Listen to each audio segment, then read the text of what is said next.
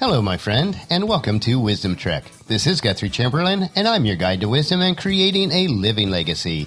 Thank you for joining us for our 7-day-a-week, 7 Minutes of Wisdom podcast. This is day 317 of our trek. Yesterday, and for the next few days, we are going to remain in camp around the campfire as we continue digging for the nuggets of wisdom that are found in the book of Proverbs. So far, we have explored the first 13 verses of chapter 10, and we will continue to cover a few verses each day. This section of Proverbs between chapter 10 and 26 compares and contrasts bite-sized nuggets of wisdom that apply to our everyday life. I know that you'll enjoy it as we learn together.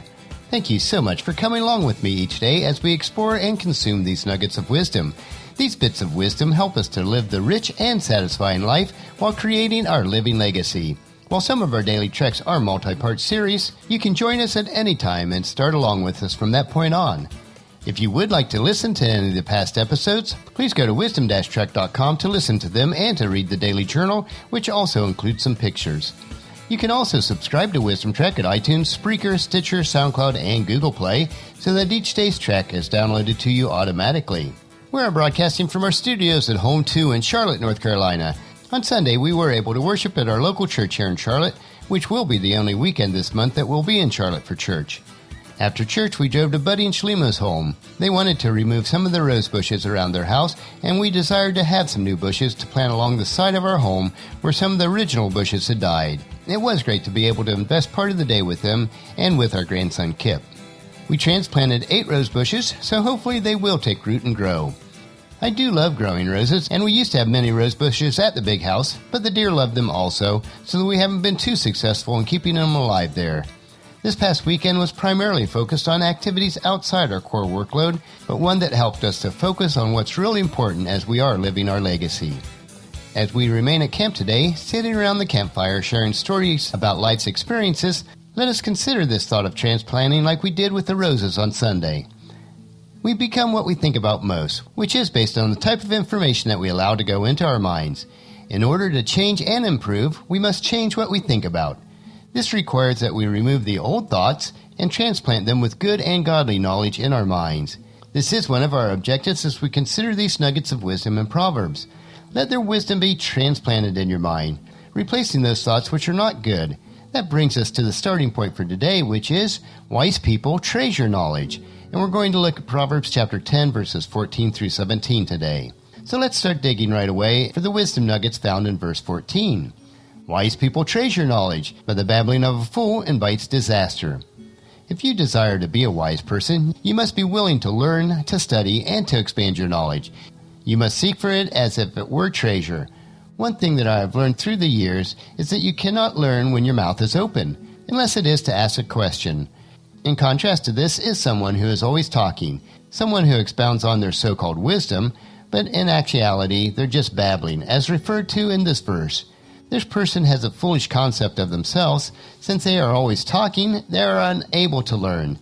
Therefore, they will not make wise decisions in their lives. This will ultimately lead to disasters and hardships for them. Verse 15, the wealth of the rich is their fortress. The poverty of the poor is their destruction. In this world, there are advantages to having wealth. There's no other way to look at it. God never condemns a person for being wealthy. He just cautions us not to allow wealth to take his place in our lives. Financial success provides us with many more options in life. The analogy of the fortress here is significant. A fortress was used as a means of protection from outsiders who would like to harm a town or a group of people. If we are able to accumulate wealth, we should use it to help and protect those that are in need. It will not only be a fortress for ourselves, but will also provide a place of safety for those who are in poverty. Without that assistance, those who are poor will be taken advantage of and run into destruction. Verse 16, the earnings of the godly enhances their lives, but evil people squander their money on sin. This verse dovetails nicely into the previous one. If we are wise financially, then our lives and the lives of those that we impact will be enhanced. As a wise person who is good and godly, the financial decisions that we make are based on the precepts in God's Word. We can invest our resources into the lives of those that we impact. In contrast to this, if we are not wise with our financial decisions, it will be evident because our resources will be squandered on those activities that are not pleasing to God nor in line with His precepts. Let's move on to verse 17. People who accept discipline are on the pathway to life, but those who ignore correction will go astray. So let me ask you this question today. Do you like to be disciplined? I know that I certainly struggle with the concept of it, and you probably do also. It may be that our connotation of discipline is skewed today. To be disciplined is to become a disciple of another who is a master. It is the basic premise of learning, of being eager and willing to improve, even when your shortcomings are pointed out. It gives you a plan and a way to improve because you know what the standard is for achievement. When you are willing to accept discipline, then you are gaining wisdom, which puts you onto the trail of becoming better. In contrast to this is the person who refuses to be disciplined or corrected. They will end up on their own trail, which will not lead to a successful life. They will find themselves wandering without direction or a plan for their lives. I know that we are slowly taking our time at camp this week, but there are times where we need to reflect and ponder these concepts so that they are transplanted into our minds. This will allow for real and lasting changes in our lives. There are so many morsels of wisdom found in the book of Proverbs. Let them permeate your thoughts and impact your lives so that your living legacy will shine through for everyone to see. We will continue with a few more nuggets of wisdom from chapter 10 tomorrow, so encourage your family and friends to join us, and then come along with us tomorrow for another day of Wisdom Trek, Creating a Legacy. That will finish our trek for today. Just as you enjoy these daily doses of wisdom, we ask you to help us to grow Wisdom Trek by sharing it with your family and friends through email, Facebook, Twitter, or in person as you meet with them, and invite them to come along with us each day. The journal for today's trek can be found at wisdom-trek.com.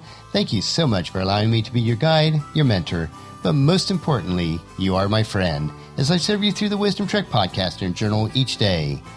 As we take this trek together, let us always live abundantly, love unconditionally, listen intentionally, learn continuously, lend to others generously, lead with integrity, and leave a living legacy each day. This is Guthrie Chamberlain reminding you to keep moving forward, enjoy your journey, and then create a great day every day. See you tomorrow.